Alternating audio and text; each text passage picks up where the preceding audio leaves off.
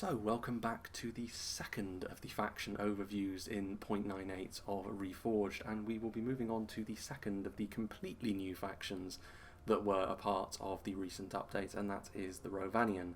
Now, unlike many of the other factions in the game, the Rhovanion has much more limited lore about it, so the developers have taken a few creative liberties here and there with the roster, but considering the influences of where they are, you've got Rhûn to the east, you've got Mordor and the Númenórean Inheritor Kingdom of Gondor to the south, the Anduin Vale and Mirkwood to the east, and then the Iron Hills of the Dwarves to the north. You've also got Rhovanion nearby. There's a lot of influences on what would largely be a very scattered kind of peoples, but of the influences that are on them, I would say that it's the ones from the east and possibly the memory of an influence from the south that are having the greatest pull on the Rhovanion. When you look at some of their gear, some of it looks maybe a little bit antiquated even when you consider the ancient Greek influences that are on their weaponry and certainly their shields, elements of the adornments on their armour as well, indicating that maybe sometime long ago they took some inspiration perhaps, or maybe even some direct inheritance from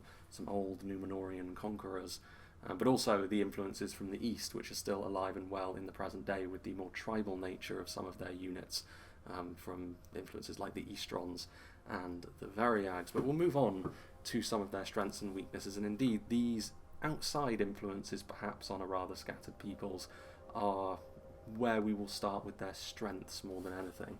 And we'll start with those heavily armoured elites. Now, this is a key aspect to their army. It's the hard centre of Rhovanion, and regardless of which situation you're going to be in, you're going to want to at least lean on the survivability of your higher tier units if you're going to have any sort of prolonged success. Now, this comes in multiple different forms. You've got some pretty hefty units on horseback, which are a little bit more varied perhaps, and then you have some more orthodox units on foot, which are going to make up really the heart and soul of your army. The rest of your army doesn't have access to the same sort of defensive stats by a long shot that some of your mid to high tier and then also your bodyguard tier units are going to have access to this sort of thing as well. It doesn't necessarily follow through so completely with regards to their melee defense. Their elites are still human units, so they're not going to have access to the same sort of skill that the elves or some of the dwarves potentially have, even some of the Dunedain, but the armour scores are high enough, and it's not as if they're poor in this regard either. They can still certainly hold their own. More on that later. And this is going to be an absolutely key aspect. Regardless of whether you're defending or whether you're trying to take the initiative, you're going to need these aspects of your army to perform well, and you can rely on them to do so as well, given the gear that they do use. Antiquated or no, it's still no less deadly and effective at keeping your own troops alive as well in the right hands. And of course, the counterpart to this is the fact that you have a numerous tribal unit presence in your army. Now, the Rhovanion are certainly not alone in their faction setup being so heavily split down the middle between two different classes of units, really. Indeed, their nearby neighbours in Rhovanion are probably the most similar in this regard. They go about it in a different way, but the way that the Rhovanion go about it, with the, again, tribal influences that are nearby, it gives them access to numbers to put around that heavily armoured core of units that they also rely upon, and having these numbers, and they achieve it in different ways as well. You have the numerous lower tier units which you can use both as fodder and numbers to spread out across a field, or maybe to scale walls in a settlement, that sort of thing. You have access to some good throwing projectiles as well, numerous units on horseback, and when you combine it with the kind of units that we saw previously, they can make for a very potent mix indeed. And that brings us on to the main strength, I think, of the Rhovanion as a faction overall, and I've put it down really as just combined arms, and it's the sense that many of your units are very, very good at a singular task, and they are at their best, their very best, when you fit them together thusly, and the interweaving of stuff like your heavily armoured front line, along with your tribal units in support, throwing projectiles, this sort of thing. You have a decent presence at range, you have some pretty varied and interesting cavalry units, which we'll be going through when we take a look at their roster as a whole.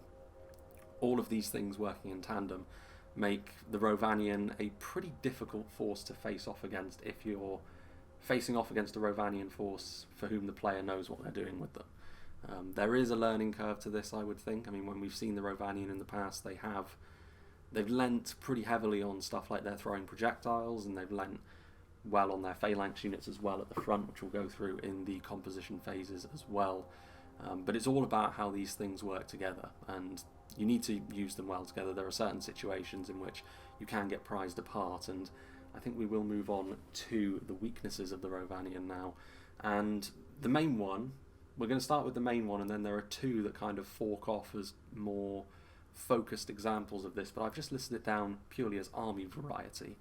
And maybe less so in an open field, because I do think there are certain almost Hail Mary-esque things you can do with their cavalry, which we'll take a look at when we can see the variety of their cavalry that's on the field. And not too surprising that cavalry is where the most variety in the Rhovanion faction is, considering where it is and what sort of culture would be in such a location. But you kind of have a decent idea of what sort of things the Rhovanion are going to have going into a battle.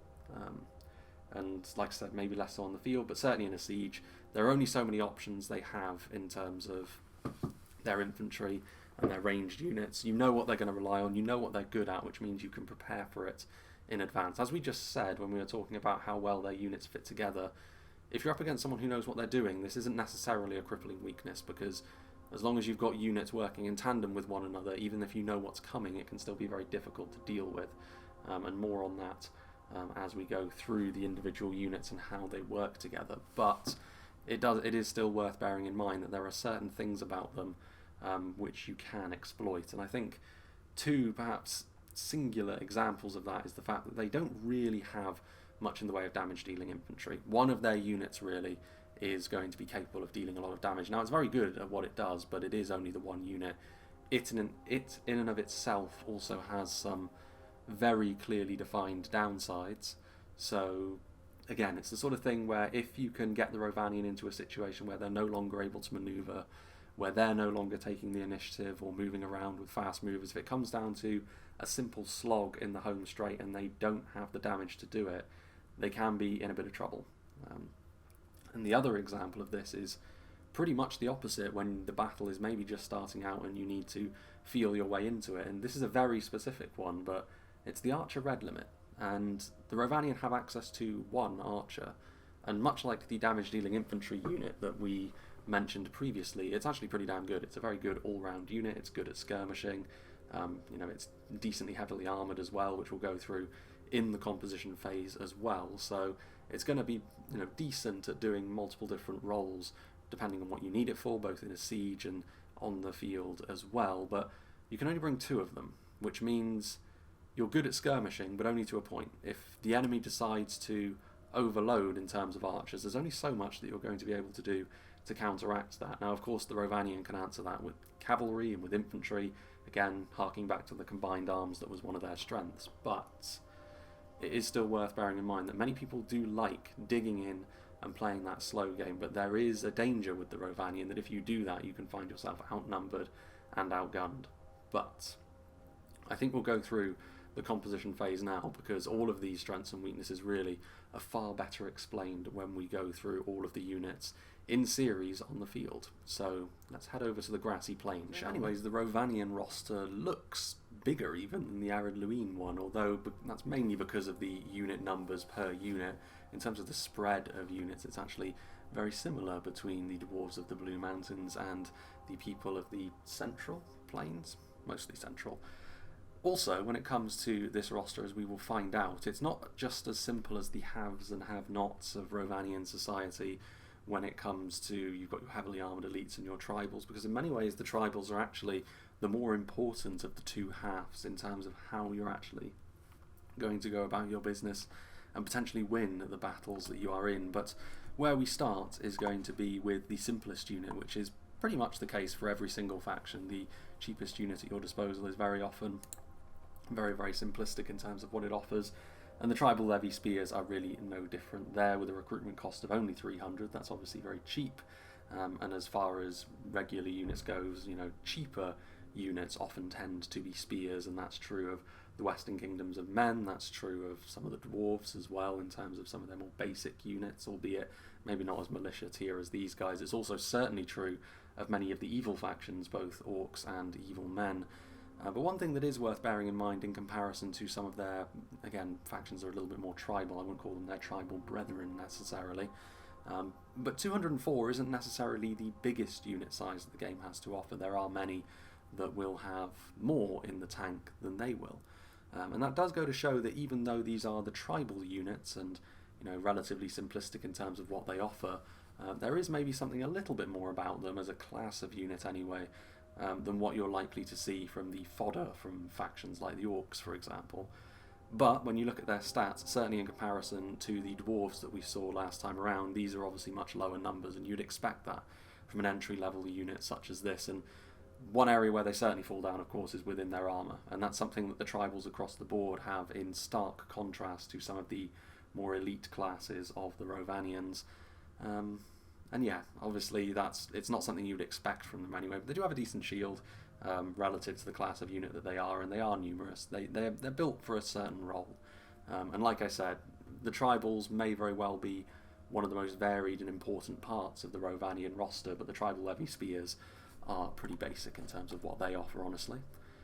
Certainly one of the most important pillars of the Rhovanion army in pretty much any battle, I would argue, be it an open field on the most open of pitch battles, or whether it be in a siege where you really have to dig in, are the Rhovakin phalanx. Now you can certainly see the armour value starts to creep up. Obviously pike stats in general tend to be a little bit different and a little bit lower. Obviously we didn't really see that demonstrated last time around with the Dwarves, but we will do pretty much with most factions in the game. We've got access to at least one unit that can form a phalanx, 750, and the interesting thing about these guys, of course, is the fact that they have a shield. They're not alone in that regard. It's not as rare as it used to be. There are 4 or so factions in the game for whom their primary pike unit wears a shield on the front, which mitigates the main weakness that pikes usually have against arrow fire, which can be pretty important when it comes to facing down arrow-heavy opposition. As we've already mentioned, and as we will get to, the Rhovanion are good at counter-skirmishing with the enemy to a point, and it's like a hard line in the sand, really. So it can really be helpful when some of your more key units for grinding out a battle, if that's the way that you've chosen to approach matters, are somewhat resilient against the opposition's attempts to do the same. So yeah, the shield on their front, and as we'll go through many of the other factions as well, we will see variations in how pike stats tend to work, but for the most part they're all going to be performing the same sort of role, really. It's just as you invest more, they're going to be better at their job, but obviously the weaknesses remain broadly the same. The only difference really is the fact that some of them, like these guys, manage to get around the classic weakness to arrow fire that many of the other pikes tend to have, which obviously is a big boon. Now, one thing that the Rhovanion lack is a mainline unit of sword and board infantry, which again plays into the fact that many of their units are good at a singular role, really, and in the Rhovakin Hoplon's case, it's being a purely defensive bulwark, really, be that against cavalry on the flank, or be that holding a line in a gate in a siege, for example. They don't have the same damage dealing capacity as an equivalent unit of swordsmen would, and that plays into the fact that you need to use your whole army as one living entity, really, and really take advantage of the combined arms. Now, it does bear thinking about that all of these, well, the mainline Rhovakin units are all going to be very good against cavalry, so enemy cavalry is going to have to be very careful against the hedgehog-like nature of some of your central infantry units. And the Hoplons as well, when you look at their stats, obviously the total defense is high. For a unit that costs 600, the total defense of 20 is good, and a lot of that comes from their armour. Obviously the shields are also going to be a good deterrent against arrow fire. Other than that, spears are pretty simplistic as far as the unit type goes. It's just really how resilient they are, how much money you want to pour into these kinds of units, although the Rhovanion, of course, don't really have too much choice in the matter. If you want a truly solid front line, these guys in conjunction with the Rhovakin phalanx are your way of doing that. Though, like I said, a lot of these more heavily armoured units tend to be the more simplistic part of the Rhovanion army, the hard centre. Over here, we have the example of the damage-dealing infantry that I was talking about, the tribal berserkers. Berserkers are a kind of unit which we've seen before in the game, of course, Isengard with their Uruk-hai, Rudauer as well with their Blackwolds, which are probably the most similar kind of unit to these tribal berserkers, honestly.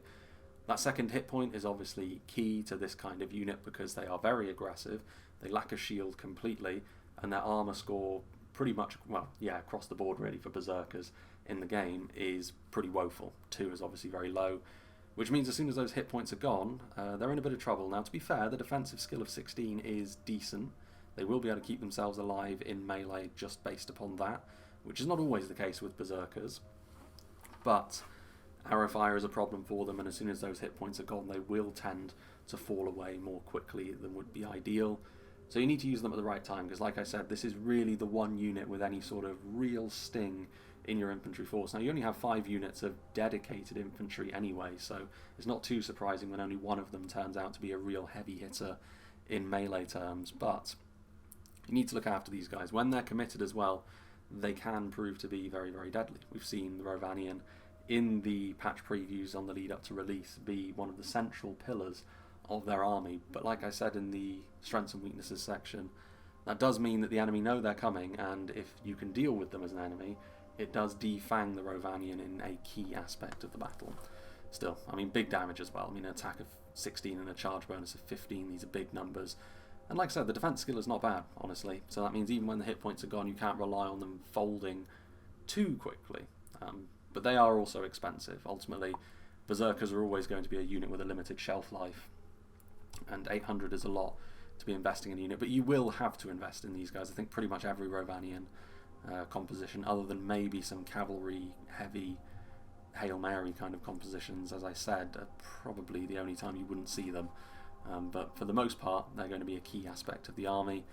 And moving on, we have their bodyguard infantry, the only example of such a thing, the Rhovakin nobles, which in many ways, again, as with most of the Rhovakin, are a pretty straightforward kind of unit, honestly. Sword and board, again, more defensively gifted than they are offensively compared to many other bodyguard tier units. Inspiring nearby troops is obviously something which bodyguard units are going to want to do. Total defense of 32, big numbers again, big armor. Defensive skill also climbing higher and higher. The shield value is good. The second hit point means they're going to be able to keep themselves alive. Again, embedding them at the centre of the other Rhovakin units gives you a very, very strong front line from the front. Not necessarily the most damaging, but something which can outlast many in opposition. And when you surround that with all of the tribal elements, and especially the skirmishers, which we'll get onto in a moment, this is where the strength of the Rhovanion can really lie, and these guys are going to be leading from that respect, although not the only bodyguard unit available to the Rhovanion, as we will get onto in a moment. But the skirmishers are, again, on foot there are only 3 of them, but they do make up a very important part of what the Rhovanion are all about, and the 2 throwing projectiles from the tribal units are really vital. Cheap throwing projectiles in this game have been very important for a long time, and it's because they're so cheap and yet they can deal very good amounts of damage over a period of time. Slingers, it's kind of difficult to quantify as well, because their missile attack is very low, only 2, but this is an armor-piercing missile attack, and they do fire reasonably quickly for a skirmisher of this type as well. So as much as the stats may look reasonably low, slingers are one of those, you know, sort of snake in the grass kind of units that can really sneak up on you if you let them. There's not too many examples of slingers in the game either. So it's something which the Rhovanion have not a monopoly on, but it's something that many of your opposition are not going to have an equivalent for. Close up, they're going to be able to do decent damage over a long period of time. They're especially effective in sieges, as we've seen, because on an open field you won't necessarily have the time to be able to really dish out the kind of damage that these guys will want. You may have a more limited time to do that in which case the other tribal throwing projectile unit is probably going to be the way to go more than these guys, but more often than not I think you're going to see both of them, because it's pretty easy to get value off with a cheap throwing projectile unit. Now that's not always the case, because they're not good in melee. If they do get exposed, they're going to fold pretty damn quickly in comparison to many other types of units. In a siege that's easier to control, but on an open field it's not, so that's always worth bearing in mind. But only 450 for a unit, which can be surprisingly vicious, as pretty much any slinger is, but not a hybrid unit really. These stats are not particularly good, so in melee terms they are going to struggle.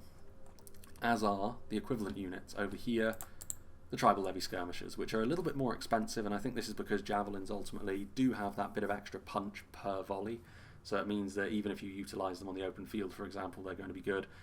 Also, the fact that they're spearmen in melee, I think, is, again, it just gives them that little bit more margin for error, especially on the open field, because if Cavalry is still going to be very effective when it charges into them because they're not going to have their spears drawn when they're trying to use their javelins. But if cavalry does hang around for too long, that anti-cavalry bonus can be a real problem. The stats, again, are not amazing, but they're a little bit better than the equivalent from the slingers. And like I said, they can be a little bit more multifaceted, but they aren't going to be able to sustain their attacks for as long in a siege setting, so that is an area where the slingers do have a bit of an advantage. But as I said, because of the relative low cost of these units and because of the pretty high likelihood that you're at least going to be able to break even on the amount you've invested in them, as long as you're careful and looking after them and, again, using your army as a whole entity, really leaning into the combined arms aspect of Rhovanion, you're going to see them most of the time, I think. And this is even a kind of pillar in their army which is difficult to deal with because of how many of them there are. But yes, nice description, by the way. Moving on, we have another unit that I mentioned in the strengths and weaknesses, in the weaknesses section, but not because these guys are poor. Indeed, the Rhovanion archers are a perfectly adequate, heavier archer, which can be good at trading back and forth with the equivalent kinds of units. Again, think about something like maybe the Bardian marksmen with upgrades are going to be a little bit better than they are, but again, those heavy western archers which are going to be good at trading back and forth with the opposition, making those incremental gains, softening the enemy up, and doing that sort of thing. But you can only have 2 before the cost increases. Now, you may want to have 3. You may want to go into the red limit, but that does mean that you're going to have to sacrifice elsewhere. Because of the relatively low cost of some of your tribal units, that could be doable. But again, is that the sort of sacrifice you want to make? I don't know. But again, like with the other Rhovanion units, it's a pretty simple unit. The heavy armor is the main event here. They're pretty good at what they do in terms of trading back and forth. There are better archers at doing that job, of course, and that's one of the reasons why, as the Rhovanion, quite often I think you're not going to be a hyper-defensive faction on the open field, certainly not with some of the cavalry options that we see coming up. You're going to want to be a little bit more proactive, though maybe not quite as aggressive as some of the really numbers-heavy forces that we see. But these guys won't let you down in a skirmish fight as long as they're not horribly outnumbered. Just keep that in mind if you do decide to pick them in such a setting. Of course, in a siege, they have got the advantage of their fortifications. They may not have the damage to really flourish in this sort of setting, but as long as you use all your arrows well, they can also be perfectly adequate melee fighters just based on the fact that their defense is decent for the kind of unit that they are. Now then, the cavalry. This is where things get a little bit more weird and wonderful, not necessarily with the first unit, which is a unit of missile cavalry, in fact, the tribal cavalry, which are effectively the unit that we just saw on foot with javelins, just on horseback. Now, again, effective against armour, a good unit for being an anti-cavalry kind of force, which is relevant because the rest of the Rhovanion cavalry is best used hit and run and off the charge. So it means if you do come up against something which is very good anti-cavalry, these guys are probably your best bet at trying to deal with them and trying to be cost effective in that regard. Cavalry play is always something which is a little bit more player-based than anything else in the game because of how quickly you need to react. Sometimes once you've committed, it's too late to back out as well, so it's one of those things that's all about judgment and forward planning and reaction. So speaking about cavalry in this way is a little bit different to everything else, but javelin cavalry, again, for the same reasons as javelins on foot really, are pretty popular, albeit we haven't seen the tribal cavalry as much because the Rhovanion quite often invest more in their foot projectiles, and then we see some of their other cavalry units pop up as well, more of their lancers, which is more of their focus to be fair, but these guys augment them. And if you do go for a really cavalry heavy build, which the Rhovanion can do, it's with a bit more difficulty than a few other factions, but they can do it, these guys will fill a very important role being the anti-cavalry force that you need on horseback if you're going to do that, because you're going to be contested on horseback in some capacity. So what about the centre of such a force? You can see the black wings on these guys. No points for guessing where the influence is for some of the adornments on these guys come from. The Rhovanion are lancers. Again, the Rhovanion class of units on foot are thoroughly defensive. On horseback, however, they are lancers through and through. So you're going to see big charge bonuses, 15 of course, but the defense is still there because the armour is still there, and so are the shields. They are going to be pretty damn good at withstanding ranged pressure as a result of that. If enemy archers are just trying to poke and prod you, it's less likely for them to get a kill from an arrow they have loosed because of this, which can be useful, but for the most part these guys are going to be charging around and really trying to do damage on the ends of those spears. I find it interesting as well. I think this is the same model as or a very similar model anyway to the Gondorian spears, so maybe that does lend credence to the Numenorian influences that they have. Now then, we haven't actually, I don't think we have ever seen this unit on the field. The Rhovanion Chariot. Interestingly enough, there is an underscore there. But chariots are pretty much the same across the board, with the exception of the missile attack that each of them does have. So Rune have their archers, the Brotherhood of the Wain from Khand have got crossbows, the Linden chariots have their javelins, and the Rhovanion ones have their slings. So we already mentioned their slings on foot, the slings on chariot back. I don't know, we've never seen these guys in action, so it's a little bit harder to judge them. I mean, just based on what slings do, they do damage a little bit slower than the likes of crossbows or javelins, certainly. They're going to be a little bit better at dealing damage to certain types of units than archers, but they're not going to have the same sort of range. But then chariots very often, when they're being deployed, are very up close and personal. So I don't know, I guess we'll see at some point in the future how the Rhovanion chariot actually gets on. I mean, the one issue chariots do have is they have a big expense with 1,000, and they can be completely worthless on the field. They can fold pretty quickly. It's another situation where looking at these numbers is not as useful as giving chariots the eye test, honestly, because 3 hit points you must think, man, they must be really tanky, and they are to stuff like missiles, but as soon as they start wading through units, they can get stuck. If they come up against units like spears or, God help them, pikes, they melt quickly. But it's all about practice, I think, because some people use chariots incredibly well to work up lines. That's more of a general weakness, however. It's really the only difference here is going to be the fact that these guys don't have the most armour in comparison to pretty much all of the other chariots, I think. And they have a different missile attack in the shape of those slings, although 5 is still higher than a regular sling, but then that's true of the other chariots as well, to sort of bolster the individual damage of the projectiles. The other bodyguard tier units that the Rhovirim have, or the Rhovikin have, this Rhovirim nobles, you have the same model as the variant on foot, albeit with the wings and trading in their sword as the primary weapon for the same lance that the lancers in front of them have. 1300, charge bonus of 20, so you can see that things are getting a little bit more serious now. This is the kind of unit which, again, is pretty simplistic. You charge into infantry and they fall over in droves if you get a good charge.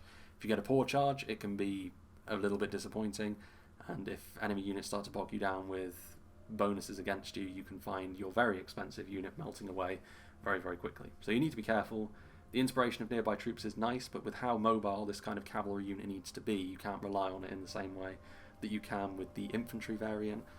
But the big damage they can do is still important. And like I said, with the rest of the Rhovanion doing what it does, hard centre of their infantry, the tribal units skirmishing at close range, the cavalry is a really important part of what they do on the open field. Maybe less so in a siege because it's a little bit more of a risk there, but you really want to be utilising these guys if you can, along with the lancers in front and the other aggressive cavalry that we've already seen, to do a lot of damage, because this is one of the main ways you can deal damage quickly, which, considering your lack of being able to do that with your infantry, to a certain extent with your skirmishers as well, the throwing projectiles will do decent for you, but there are other factions which do that job better.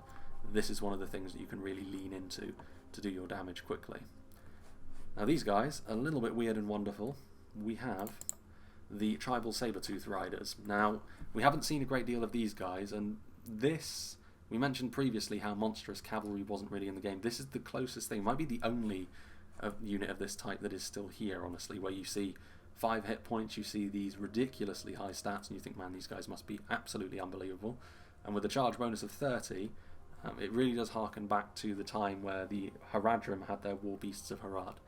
Now the problem with those guys was they're pretty big, they're pretty bulky, kind of difficult to use in comparison to other cavalry units. If you can get them charging into the right area, of course, they were devastating, but these guys are extremely expensive, relatively low in terms of numbers, and a little bit unwieldy to use. We haven't seen a huge amount of them. I mean, we haven't seen Rhovanion on the open field maybe as much as some others, but again, kind of like the chariots, although we have seen these guys a couple of times quite a while ago, we haven't really had enough data to really see what these guys are all about. One problem you would say, again, they're a little bit lightly armoured, but the 5 hit points does make up for that a bit. Defense skill is decent. Again, I mean, scaring horses is something which can help, but they don't have the anti-cavalry bonus to go along with that. They do have an effectiveness against armour, so it's a weird mix of bonuses and really high stats and really low numbers compared to other cavalry units, which might be why we haven't seen them, because when you have something unorthodox like this, you need to find a place for it. But if you're going for that really cav-heavy build, this is going to be a really important part of that, because you need the high-end capabilities that something like this unit does have. And finally, the final unit is, again, rather typically for a unit decked out in the more heavy armour of the Rhovanion, is the Rhovanion Ballista. And the only difference between this and a regular ballista really is the crew, and this is true across all of the units in the game now, or all of the factions in the game.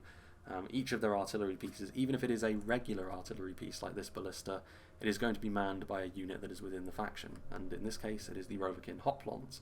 So you have a standard unit of Hoplons in addition to a ballista, which does go some way to explaining why artillery was so favoured in the recent tournament, because, you know, there's really no reason not to. I mean, obviously it's a far more expensive way of getting a unit of spears onto the field, but you also have the advantage of the punch that artillery offers. Now, ballistas, of course, good at sniping out, although not as good at sniping out artillery as they used to be, so that is worth bearing in mind. But good at controlling a battlefield. More of an open field artillery piece this than something that you're going to find in too many siege battles, I think. Maybe more so for the defenders. But yeah, there we have the Rhovanion, a pretty eclectic mix of units in many ways. It's a difficult faction to really explain in full until you've played as them or witnessed a few battles with them in. Like I said, you really need to fold your units into one another and have them work together in order to get the most out of them. And I do stand by the fact that I think the tribal units across the board, except maybe with the lancers on horseback, are perhaps the most important element to the army. You need those throwing projectiles, you need those berserkers more often than not. The pikes again, I mean, yeah, considering the pikes and those heavy Rhovanion units on horseback, maybe that's not entirely true either. So yeah, having your units work together, I think, is the most important thing, because if you do get isolated 1v1, many factions in the game have got better options individually than many of the forces that the Rhovanion have to offer, but the mix together is an interesting one, and it's something which is pretty unique as well. Like I said, there are other factions that have this split between two distinct classes of units, but none of them do it in quite the same way as the Rhovanion. So yeah, that was the Rhovanion. An interesting kind of faction, one with, again, less history basis to actually draw from, so the devs have been a little bit more creative with this one. But we will now move on to, well, the next faction that we're going to be doing is the faction which has been in the game before, but previously to now has been an afterthought of one, really, but now is a faction fully in its own right, the Wildmen of Dunland. So I hope you enjoyed this, and I hope you'll join me for that.